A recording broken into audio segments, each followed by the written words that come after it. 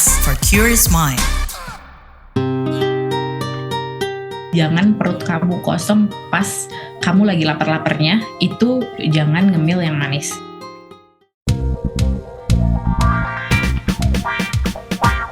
Disko, diskusi psikologi. Hai Warriors, selamat datang kembali di podcast Disko, diskusi psikologi persembahan KBR bareng komunitas Into the Light Indonesia. Hapus stigma, peduli sesama, sayangi jiwa. Masih bareng aku, Mahari, sebagai host Disko sekaligus psikolog klinis di personalgrowth.id. Nah, aku mau tanya dulu nih sama teman-teman ya, sambil mendengarkan podcast ini, kalian lagi sambil makan gak sih? Atau lagi sambil minum sesuatu gak sih? Karena kalau aku sendiri ya, biasanya sambil dengerin podcast aku suka sambil makan atau mungkin sambil olahraga gitu ya. Dan aku penasaran juga, kira-kira kalau teman-teman para warriors sukanya makan atau ngemil apa sih sambil dengerin podcast? Apakah ada cemilan-cemilan tertentu? Misalnya ada yang suka nyemilin timun, siapa tahu nih sehat. Atau ada yang sukanya manis-manis gitu ya, minuman boba dan lain-lain. Nah, kenapa aku nanya tentang ini? Karena hari ini topik kita nih relate sama cemilan kita yang sehari-hari biasanya nggak terlalu mikir gitu ya, makan-makan aja lah, yang penting enak, yang penting mood membaik gitu. Karena ternyata apa yang kita makan ini sangat berpengaruh pada kesehatan mental kita. Jadi kalau misalnya the famous saying you are what you eat, ini ada benernya loh gitu. Dan especially dalam konteks terhadap kesehatan mental. Ini ada sedikit data dari Kementerian Kesehatan yang bilang bahwa ternyata hampir 2/3 dari orang yang makan diet berkualitas tinggi setiap hari itu tidak memiliki masalah dengan kesehatan mental. Namun, jumlah mereka yang makan diet kualitas rendah itu bisa menghadapi masalah kesehatan mental kemungkinannya adalah 2 kali lipatnya. Ini menarik ya, coba kita perlu lihat sih penelitiannya kayak apa. Lumayan bikin penasaran gitu ya, apa sih yang ngaruh untuk bikin kita jadi lebih sehat mental, dan makanan-makanan apa yang sebaiknya kita hindari. Tentunya aku nggak sendiri, karena aku nanti sok tahu ya, aku nggak tahu nih sebenarnya apa makanan yang baik untuk kita dan yang nggak baik. Aku di sini bersama nutritionist kondang. Hai Putri. Halo. Yes, ini adalah Putri MJ. Pasti semua udah pernah denger atau udah pernah lihat di TikTok deh video-videonya. Super viral, dan ini viral yang benar-benar bermanfaat. Jadi kalau belum follow, silakan follow. Dan kebetulan Putri lagi abis menulis buku juga ya, The Basic Nutrition and Diet. Ini teman-teman boleh banget check it out. Bisa beli di mana nih Put? Sementara masih bisa dibeli di e-commerce Yes. dari akun penerbitnya. Oke. Nah, ngomong-ngomong soal kesehatan mental ataupun makanan yang sehat, aku mau tanya pertanyaan basic dulu ya. Kira-kira apa aja sih Put makanan yang tergolong sehat? Apakah harus nih makanan-makanan yang kalau kita lihat tuh mahal, terus kayaknya cuma kayak sayur-sayur tidak menarik gitu ya? Makanan sehat tuh harus kayak gitu gak sih? Harus yang kayak kita lihat di konten-konten orang, atau it doesn't have to be that complicated and expensive? Sebenarnya tuh makanan sehat itu bisa sesimpel atau seterjangkau mungkin ya. Jadi nggak mesti harus fancy, atau nggak mesti harus beli di restoran, atau nggak mesti harus organik dan sebagainya. Yang penting itu gizi seimbang. Jadi dalam satu makanan itu lebih padat zat gizinya, terutama kayak zat gizi yang kita butuhkan untuk tubuh ya, ada makro sama mikro. Jadi itu sebenarnya makanan yang dibilang sehat ya makanan yang padat gizi, yang bisa memenuhi kebutuhan gizi untuk tubuh kita. Nggak harus mahal, nggak harus fancy, yang penting dia mengandung cukup zat gizi untuk tubuh kita. Yes, jadi jangan kemakan sama branding makanan ya. Nggak harus salad gitu. Lalapan juga sehat kan ya? Ya, sama aja. Nah, kalau misalnya tadi kamu sempat ngomong kayak ada makro, ada mikro gitu ya, dan itulah yang kita perlukan. Sebenarnya kalau misalnya ngelihat lebih jauh lagi kan kita perlukan ini untuk kita sehat. Sehat fisik biasanya ya orang mikirnya. Tapi kalau untuk sehat mental, ada nggak sih mungkin hal-hal yang pernah kamu pelajarin yang ngaruh loh makanan-makanan tertentu terhadap kesehatan mental kita? Oke, ini sebenarnya topik yang menarik banget. Ini merupakan sesuatu yang nggak bisa dibilang baru banget sih. Ya, belakangan ini memang banyak banget penelitian tentang nutrition related to mental health. Karena kalau kita misalnya ngomongin fungsi tubuh kita, itu kan pasti zat gizi kan berperan sangat banyak ya untuk fungsi tubuh kita. Yes. Salah satu itu kayak fungsi untuk kesehatan jantung, kesehatan paru-paru, terutama juga untuk kesehatan otak. Nah, otak ini kan ada kaitannya dengan kesehatan mental kita kan. Sel-sel otak kita sehat atau tidak, terus kayak neurotransmitter di Seimbang otak atau enggak nih? kayak gitu kan, hormonalnya tuh bagaimana. Nah, itu juga dipengaruhi salah satunya dari faktor asupan gizi yang kita makan. Karena zat gizi kayak vitamin B kompleks, terus vitamin D, terus magnesium, zinc, dan lainnya itu juga berperan sebagai kayak bahan baku untuk membuat hormon atau koenzim yang berkaitan dengan kesehatan mental kita. Gitu. Jadi dari sisi fungsi gizi, terutama untuk fungsi tubuh kita itu memang di basic ilmu gizi itu memang ada kaitannya. Dan penelitian yang terbaru juga banyak yang mengkaitkan kalau misalnya kita terlalu banyak nih mengkonsumsi ultra processed food, itu dikaitkan dengan kayak kejadian depresi, stres, juga kayak gangguan kecemasan. Jadi itu berkaitan. Jadi kita kalau makan yang sehat itu nggak hanya berpengaruh ke tubuh kita, tapi pikiran kita, ke kesehatan mental kita. Begitu juga dengan kalau kita tidak menjaga makan kita, itu juga nggak cuma ngaruh ke kesehatan fisik kita, tapi juga ke kesehatan mental kita. Benar. Dan maksudnya aku kan sebagai psikolog klinis juga ketika menghadapi pasien-pasien gitu ya, dan baca-baca tentang riset-risetnya, ternyata emang banyak, ada ya nggak banyak sih, tapi yang udah ditemukan gitu, ada beberapa disorder kayak ADHD, terus abis itu tadi kamu sebut juga anxiety, depresi, dan bipolar, itu yang aku pernah temuin, itu mereka sangat berpengaruh sama sebenarnya apa yang kita konsumsi. Jadi banyak yang kekurangan vitamin D, apalagi kalau misalnya di negara-negara yang mendung terus ya, jarang kena matahari, terus nggak ngambil suplemen tambahan, itu sering jadi seasonal depression juga. Jadi hal-hal yang mungkin terkesannya kita kalau aku ada kesehatan mental aku terganggu nih gitu, kita mau ke psikolog atau apa, padahal mungkin yang perlu kita perbaiki pertama banget itu dari hal basic dulu gitu. Apa yang kita konsumsi, makanan-makanan apa dan minuman apa, apakah padat gizi dan sesuai dengan kebutuhan atau enggak gitu ya Put ya. Ya, betul banget. Baru nanti kalau emang hormon kita udah oke, neurotransmitter kita udah seimbang, meskipun kita nggak bisa ngecek juga ya, itu harus agak complicated, tapi seenggaknya kita ngerasa udah cukup sehat nih, tapi kok kayaknya kesehatan mental masih kurang baik, baru kita pergi ke profesional gitu. Tapi maybe step one untuk teman-teman di sini yang ngerasa kesehatan mental aku lagi kurang baik, ya coba cek dulu deh secara fisik, konsumsi makanan kamu udah oke belum? Tidur juga ya kan, hal-hal kayak gitu juga berpengaruh banget gitu sama kesehatan mental kita. Dan menariknya juga ya Put, kalau kesehatan mental nih bukan cuma makan mempengaruhi kesehatan mental, tapi kalau kesehatan mental kita lagi buruk, itu juga mempengaruhi cara makan kita, ya nggak?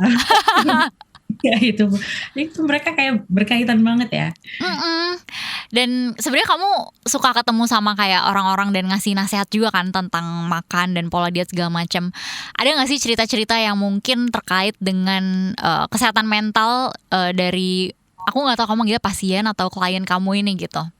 Kalau mungkin aku nggak akan ngomong pasien atau klien ya, karena tidak menangani secara langsung. Tapi untuk kasus-kasus orang di sekitarku ya, ya itu memang sudah butuh bantuan secara profesional sih. Ada beberapa temen aku atau orang yang aku kenal itu juga mengalami gangguan mental yang berkaitan juga dengan pola makannya gitu loh. Jadi memang ketika kesehatan mental kita terganggu juga berpengaruh ke pola makan.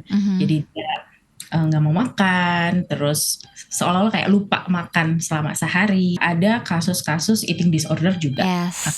Yang aku temui salah satunya kayak bulimia. Ngaruh banget sih pola makan yang itu kaitannya sih sebenarnya udah bukan dari pola makan juga sih, tapi kayak ke body image. Jadi kayak merambahnya tuh kemana-mana. Jadi berkaitannya terus dengan body image dan kesehatan mental dan juga asupan makan. Benar. Kalau relationship kita sama makanan itu udah nggak baik-baik aja, misalnya kita makan apa jadi feeling guilty, terus habis itu kalau misalnya kita makan kebanyakan terus kita jadi ngerasa nggak pede dan segala macam, itu kan nggak sehat banget ya Put sebenarnya untuk diri kita. Dan jadinya kayak tadi kamu bilang tuh, kita kan kebutuhannya makan makanan yang yang padat gizi, yang memang sesuai dengan apa yang kita butuhkan. Tapi jadinya gara-gara ya secara psikologis mungkin kita mengalami beberapa isu tertentu, jadinya tubuh kita nggak dapetin gizi itu. Dan khawatirnya justru itu jadi kayak siklus gitu loh. Udah kita mental lagi nggak baik, makan jadi nggak baik, mental makin gak baik lagi gitu kan. Nah ini siklus setan yang kalau teman-teman warriors lagi mengalami, mungkin inilah saatnya untuk menyadari dan stop it gitu ya. Meski mental lagi kurang baik, tapi paksain lah makan dikit-dikit, gimana caranya biar tetap nutrisi itu terjaga. Kalau misalnya masalah anak zaman sekarang ya Put, selain ngomongin tentang benar-benar kesehatan mental in general, adalah banyak banget yang kayak katanya sakit asam lambung lah gitu ya, karena kerja lupa makan. Kerja lupa makan, terus kecapean bangun pagi langsung ngibrit ke kantor, nggak sempat makan pagi dulu.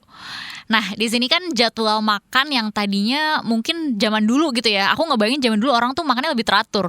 Tapi kalau sekarang tuh kayak random banget, orang bisa baru makan siang, atau misalnya siang nggak makan sama sekali baru makan malam, atau misalnya malam-malam jam 1 jam 2 pagi malah baru makan berat gitu kan. Nah ini sebenarnya ada hubungan atau ada efeknya nggak sih kalau misalnya kita makan jadwalnya tuh nggak teratur? Menurut kamu gimana Put? Sebenarnya kalau jam makan itu kalau misalnya dibilang nggak sarapan itu pasti bakal sakit lambung, itu sebenarnya nggak bisa dibenarkan juga ya, karena kalau kita ngomongin diet itu dia tuh nggak general sebenarnya, spesifik. Karena kayak walaupun anak kembar aja mungkin kebutuhan gizinya itu berbeda. Kan ada juga kan tren beberapa belakangan ini tuh banyak yang juga ngelakuin intermittent fasting. Dia nggak sarapan, tapi intermittent fasting is not for everyone. Oh oke, menarik. Terutama kalau misalnya dia ada penyakit lambung, MAH atau GERD, yang kalau misalnya dia skip sarapan itu justru malah memicu untuk kambuh. Itu tidak kan. Tapi kan ada juga beberapa orang yang mungkin punya riwayat MAH dan GERD menjalani intermittent fasting fine-fine aja. Jadi memang sespesifik itu. Jadi nggak bisa kita bilang nggak sarapan itu baik untuk semua orang, atau sarapan itu adalah baik untuk semua orang. Kalau yang orang sedang menurunkan berat badan dan dia menjalani intermittent fasting dan itu membantu dietnya untuk mencapai keberhasilan dietnya, ya mungkin intermittent fasting dan skip breakfast is good for him or her gitu loh. Tapi dia punya penyakit tertentu yang kalau misalnya nih skip breakfast terus dia jadi kayak siang-siang tuh kayak hangry, aku nggak rekomendasiin. Jadi balik lagi ke kebutuhan masing-masing dan respon tubuh masing-masing. Kalau aku jujur aku breakfast person banget. Jadi kalau aku nggak sarapan itu nggak bisa mikir jernih. Kalau sekolah dulu waktu sekolah atau pas kerja di kantor juga, kalau skip sarapan itu pasti fokusnya udah ambyar, nggak bisa mikir jernih, kayak performanya nggak sebagus kalau aku sarapan. Buat aku sarapan adalah energi yang di hari pertama yang aku butuhkan untuk melakukan aktivitas sehari-hari. Kalau aku sarapan juga aku cenderung mood dan juga rasa kenyangnya itu lebih stabil. Kalau aku skip sarapan itu malah kayak siang-siang tuh kayak jadi cenderung bikin kalap makan, dan itu ada penelitiannya juga. Ada beberapa penelitian yang membuktikan kalau misalnya kita skip sarapan itu ngeganggu mood kita di siang hari dan berefek untuk kita kayak lebih bernafsu untuk makan lebih banyak gitu. Lebih rakus kali ya. Jadi ini menarik ya Put ya. Maksudnya ternyata diet itu something yang very personalized ke diri kita sendiri. Tapi di sisi lain pasti maksudnya kamu sebagai nutritionist juga pengen lihat hasil-hasil penelitian ya kan. Which means mungkin kita-kita yang awam kalau nggak paham-paham banget, kita harus berhati-hati juga dengan ngelihat misalnya di internet katanya ini bagus loh kalau misalnya skip makan pagi misalnya, atau katanya bagus loh kalau misalnya intermittent fasting. Kayak coba cek dulu gitu ya ke diri sendiri, mungkin trial dulu, nggak usah terlalu ekstrim, misalnya coba beberapa jam, atau misalnya kalaupun mau skip makan pagi coba kurangin dulu gitu ya, nggak langsung di skip total. Atau kalau ternyata dicoba dan nggak berhasil ya udah jangan dipaksain gitu. Kita harus benar-benar mindful and listen to our body dalam prosesnya ya. Iya betul banget. Jadi mungkin kalau misalnya aku boleh narik kesimpulan, kamu yang tim skip sarapan, tim intermittent fasting, atau yang tim makan 3 kali sehari, yang sehat adalah keteraturan jam makan kamu. Itu justru akan lebih bagus untuk kesehatan kamu daripada kamu makanya acak-acakan kayak hari ini aku sarapan tapi besok skip sarapan. Efeknya itu nggak akan sebagus kalau kamu konsisten di jam makan kamu yang cocok dengan tubuh kamu gitu loh. Bagus banget karena emang kita sebagai manusia emang butuh rutinitas sih, karena tubuh kita ya butuh rutinitas supaya kita nggak adaptasi mulu kerjaannya kan, adaptasi juga cukup menghabiskan energi. Oke, ini lagi seru banget tapi kita mau break dulu sebentar ya. Abis ini kita bakal ngelanjutin dan aku bakal nanya-nanya tentang nyemil, karena kayak tadi ya aku tahu nih warriors banyak yang suka ngemil. Oke. Bayangkan sebuah petirahan angker, hutan di Jepang yang dipenuhi roh-roh bergentayangan, sebuah boneka yang hidup. Apakah kamu menyukai cerita semacam itu? Berarti kamu harus mengikutiku, Astri Septiani, dalam podcast Antologi Garib. Sebuah podcast yang menceritakan kisah-kisah misteri dan fenomena ganjil dari seluruh dunia. Peristiwa Garib. Nantikan podcast Antologi Garib menemanimu setiap Kamis. Temukan Antologi Garib di kbrprime.id dan platform mendengarkan podcast lainnya.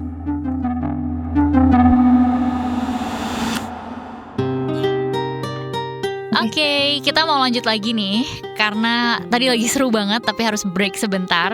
Sekarang aku mau nanya Putri tentang nyemil. Karena kayaknya aku nggak tahu ini kayak universal atau di Indonesia aja, tapi tuh kayak di Indonesia tuh nyemil itu tuh kayak seakan-akan kayak kewajiban gitu loh.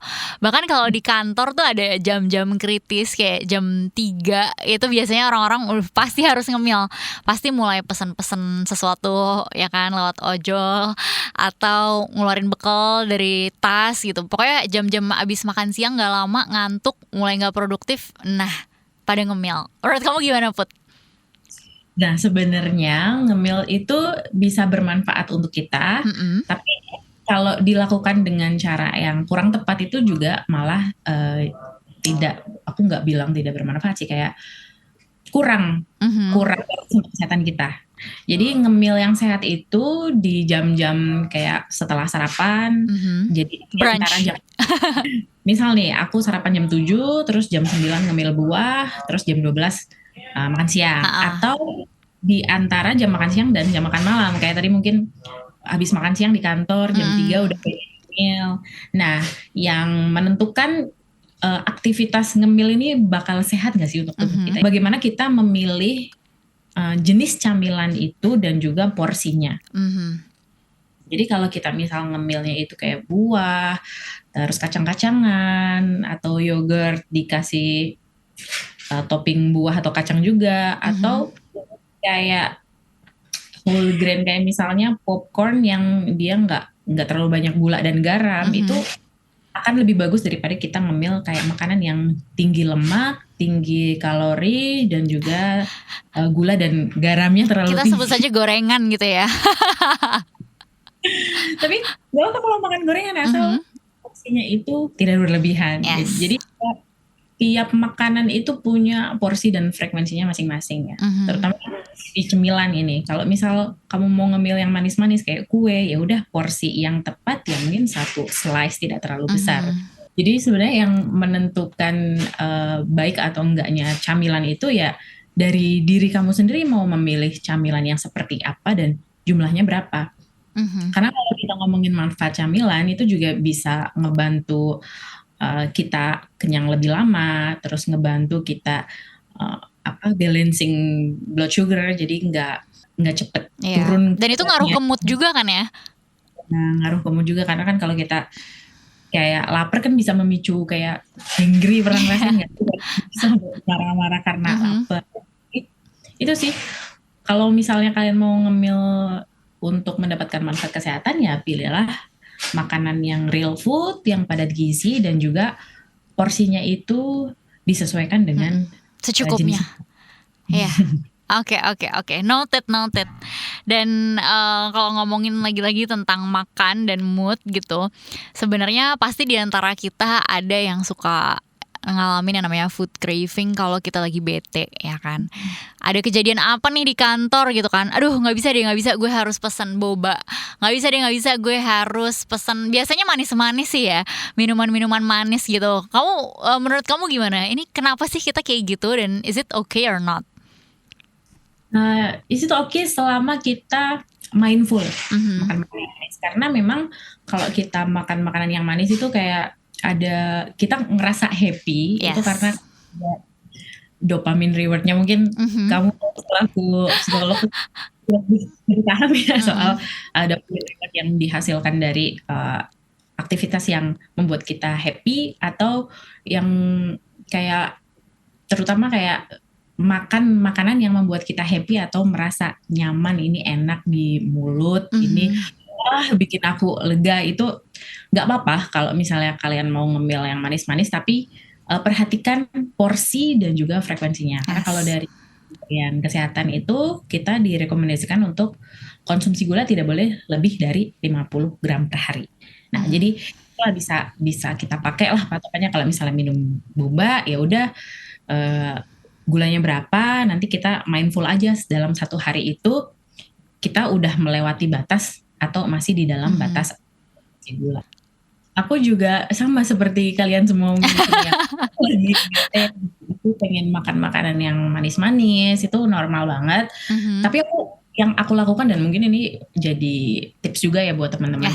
Misalnya kalian mau ngambil sesuatu yang manis-manis ya, contohnya kayak boba atau coklat, kue, es krim, apapun itu, ngemillah setelah jam makan berat. Jadi pas jangan perut kamu kosong, pas kamu lagi lapar-laparnya, itu jangan ngemil yang manis. Tapi kalau misalnya nih aku bete banget nih, aku pengen minum boba, ya udah jangan diminum kayak sebelum makan siang, tapi setelah makan siang. Karena dengan keadaan perut kita yang sudah terisi makanan dari makan siang yang bergizi ya, kalau kita makan kayak nasi, lauk sama sayur yang udah padat gizi, volume lambung kita sudah terisi, itu kita akan jadi lebih mindful untuk mengkonsumsi makanan yang tinggi gula, tinggi kalori, tinggi jadi self control kurang baik ya kalau misalnya belum makan berat dan nutrisi kita yang seharusnya juga belum terpenuhi. Oke, noted. Dan menurutku ini salah satu tips aku sendiri sih, nggak tahu ya benar atau enggak. Cuma kalau secara psikologis aku suka menipu diri sendiri dengan misalnya kalau aku lagi craving sesuatu, kayak aduh pengen banget deh makan ini atau minum itu atau apa. Ya udah, yang aku lakuin adalah aku beli gitu ya, tapi yang porsinya paling kecil. Atau kadang-kadang bahkan aku minta aja gitu. Misalnya aku ngeliat orang kayak dia lagi makan apa gitu enak banget, aduh aku pengen juga lagi. Tapi pasti pernah ngerasain pas kita sendiri pesen terus dapat porsi gede, kita kayak biasa aja lagi. Tapi kalau kita nyicipin dikit itu kayak puas banget kan rasanya. Nah ya udah, biasanya aku lakuin adalah either pesen porsi paling kecil, atau pokoknya jangan tuh ditanya mau upsize, nggak usah upsize ya kan. Terus habis itu kalau misalnya teman boleh diminta aja sih. Kadang-kadang itu udah cukup memuaskan kita ya. Kadang-kadang lidah kita perlu sesuatu yang exciting aja gitu, bukannya perut kita actually needed juga. Itu sih kalau buat mood menurut aku ya. Porsinya kita minimalisir, biasanya udah happy-happy aja kok. Jadi sebenarnya menurut aku ciri-ciri kamu itu punya healthy relationship with food. Oh iya. Kamu bikin lapar fisiologis, karena kamu memang perut kamu kosong dan kamu butuh energi, butuh zat gizi masuk, sama lapar psikologis karena ya, mood. Iya. Kayak keinginan, jadi pengen makan bukan karena perut kamu kosong, bukan karena gula darah kamu turun, tapi karena craving sesuatu makanan yang enak yang bisa bikin untuk mendistraksi mood sih biasanya ya. Oke, itu nice banget. Dan terakhir banget, aku pengen nanya sama kamu, kira-kira gimana caranya untuk kita mengajarkan hal-hal ini ke orang lain ataupun bahkan ke diri sendiri? Dan yang terakhir, kalau baru mulai sekarang udah terlambat gak sih? Atau it's okay? Dah, itu 2 pertanyaan terakhir. Yang kita pakai di kulit kita aja kita harus tahu gitu loh, apalagi tubuh kita, yang seluruh tubuh kita dari makanan itu kita harus tahu manfaatnya itu apa aja kayak gitu. Terus yang kedua mungkin lebih mindful aja sih untuk memilih pola makan yang lebih sehat. Nggak harus ekstrim kayak aku harus eat clean, sepenuhnya menghindari ultra processed food. Kalau misalnya belum bisa menghindari ya pelan-pelan aja dibatasi. Tidak dijadikan makanan utama tapi jadi selingan aja. Utamakan dulu real food, terus yang nggak real food sesekali aja buat dimakan. Sama satu lagi ini yang menurutku penting. Kita harus tahu, kita harus mengenal makanan kayak kita mengenal orang atau teman. Jadi kayak itu kayak bagaimana kita menjalin hubungan yang baik dengan makanan. Kalau kita misal mau temenan sama orang atau mungkin mau menjalin hubungan yang serius sama orang kan pasti kita harus kenal dulu kan orangnya. Dari mana asalnya. Harus PDKT dulu. Ya, menurut aku kita juga harus begitu ke makanan. Kayak misalnya jagung, jagung ini datangnya dari mana? Dia ditanam kan pastinya. Terus gizinya apa kayak gitu. Begitu juga dengan ultra processed food. Kalau misalnya kita mau makan, ya minimal kita baca ingredients-nya. Terus yang terakhir, telat atau enggak, menurut aku lebih baik terlambat daripada tidak sama sekali. Yes, definitely. Benar-benar. Misalnya selama ini belum menerapkan ya bisa mulai menerapkan pola hidup sehat dari sekarang. Yes, aduh makasih banget loh Put. Ini benar-benar insightful buat aku sendiri dan ini yang lain di ruangan juga pada ngangguk-ngangguk ya. Langsung refleksi diri kayak oke, harus memperbaiki pola makan sedikit demi sedikit. Semoga warriors yang mendengarkan juga ikut refleksi diri dan bukan cuma refleksi diri tapi kita ambil aksi ya. Jadi mungkin malam ini kalau mau nyemil-nyemil nggak penting bisa dikurangin atau secukupnya aja. Terus bisa mulai mendalami konten-kontennya si Putri nih, banyak banget tentang rekomendasi makanan dan minuman sehat. Aku sendiri beneran deh senang banget nontoninnya. Teman-teman please check it out. Semoga podcast ini bisa membantu untuk teman-teman. Dan sekali lagi makasih banget ya Put. Aku juga terima kasih udah diundang. Thank you banget untuk semua warriors yang udah mantengin. Dan semoga podcast ini juga selain ngomongin makanan ya, kita bisa menghapus stigma juga di masyarakat tentang masalah-masalah kesehatan mental, supaya kita lebih peduli sama orang-orang di sekitar kita. Yang makannya kurang baik juga mungkin kita bisa bantu ingetin tipis-tipis, atau mungkin beliin dia makanan yang sehat gitu kan, traktir dia. Dan tentunya jangan lupa untuk kita juga selalu menyayangi jiwa diri kita sendiri. Sampai ketemu lagi di podcast selanjutnya. Dengerin di kbrprime.id. Aku Mahari, pamit undur diri dulu. Bye-bye. Disko, diskusi psikologi.